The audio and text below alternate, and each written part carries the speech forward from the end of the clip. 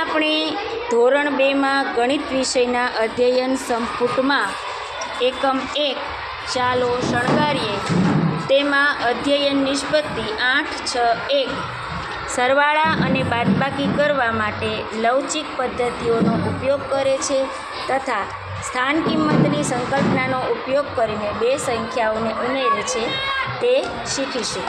તેના માટે આપણે પાના નંબર 8 ઉપર જે એકમ છૂટા અને દશકની પટ્ટીઓ વડે વધીવાળા સરવાળા શીખવાડ્યા છે તે આપણે આજે જોઈશું.